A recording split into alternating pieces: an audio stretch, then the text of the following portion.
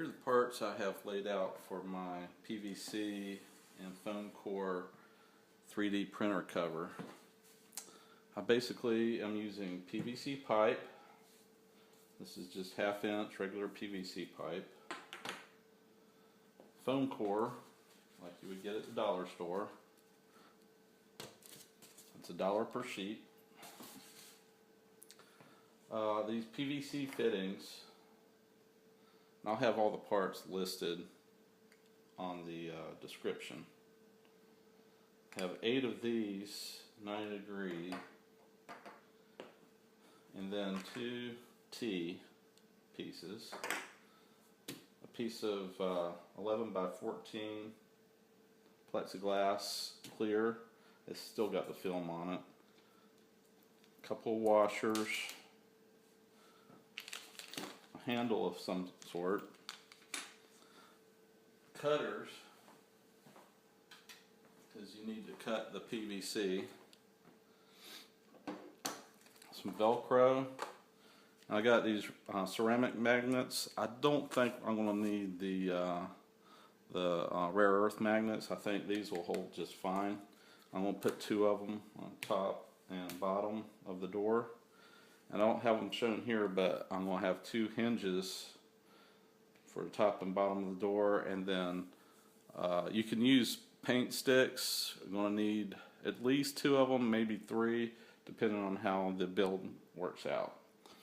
And I'm not going to be gluing the PVC in, because I do want to be able to take this down and store it if I'm not using it, if I'm using PLA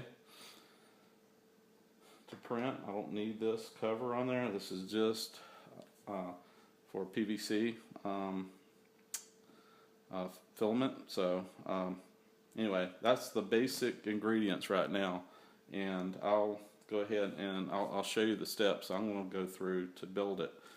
You'll need also a ruler, straight edge, a long straight edge to cut the foam core, mat cutter, and hopefully a mat to cut it on, a self-healing mat. Those are really nice.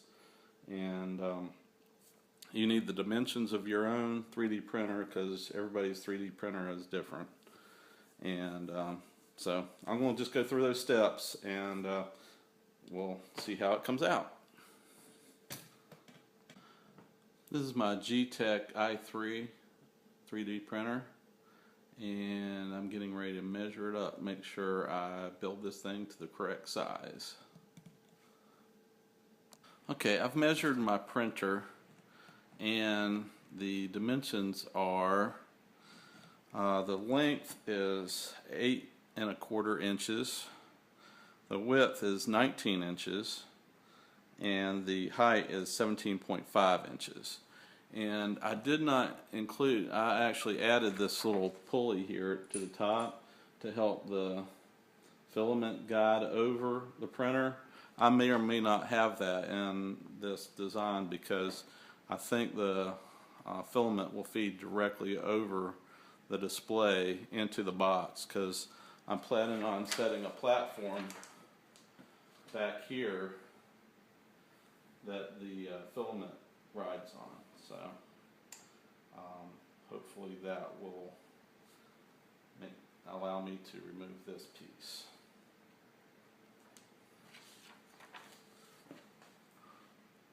So I'm going to add 1 inch to each side.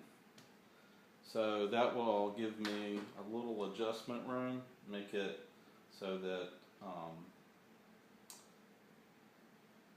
I have enough room to move the box around. Although I might actually bring this down, because I really would like for the display to stick out the top, but I'll make that determination as I build it. But first I'm going to build the sides, and then we'll see how that comes out. I have a lot of 1/2 inch PVC, so even if I cut the height wrong, I can redo it. It's something you want to give really strong consideration before you start cutting PVC, because even though the PVC is pretty cheap, it's about $2 per 10-foot length, it still can add up. So just something to think about. You might want to get extra just in case you make a mistake. I have to remove 2 1/8 for this thickness because it slides in there a certain way. So I got times 2. It's 1 1/16 times 2, which comes out to be 2 1/8. It's really confusing, but just remember that you have to compensate for the actual height of the fitting. So these I rounded to 13 inches, and I'm just using this one as my reference. And what I'm doing is I'm just marking them all 4. This is for the height. All of them the same height, as close as I can get them. Doesn't have to be perfect, but you want to get it as close as possible. And then get your pipe cutters and put it right on your mark, and just go to town on it. And I only have one more to do. These are pretty close, so I should have a pretty consistent height. And so you do that for all 4 corners, and then we'll do the side pieces next. Okay, so I have finished cutting out the pieces for my frame, and so here it is. Now there's some extra stuff that I have to do, but overall this is the size it's going to be. I finally ended up with, the frame is basically 22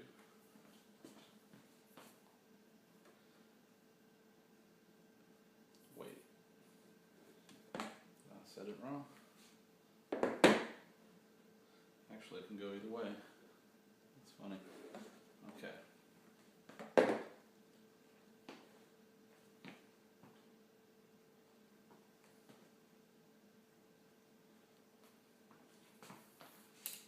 So the frame is 21 by 22 by 15. And what I'm going to do here on the top is I'm going to put these T-pieces in like right here, because when I set my spool holder here, I want to give it some support, and that foam core just doesn't have quite enough support to support the weight of this thing. It'll sag down a little bit, so I wanted to give it a little extra structure underneath here. So that's the next thing I've got to do is figure out exactly where I need to put this, and go ahead and cut those pieces out and reassemble it. So you should see all that together in the next shot.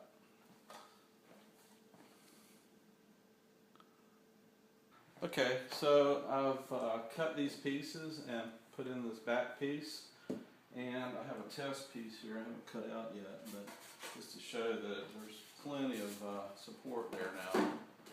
So I can set my spool up there and feed it directly down, and it shouldn't have any problems with weight.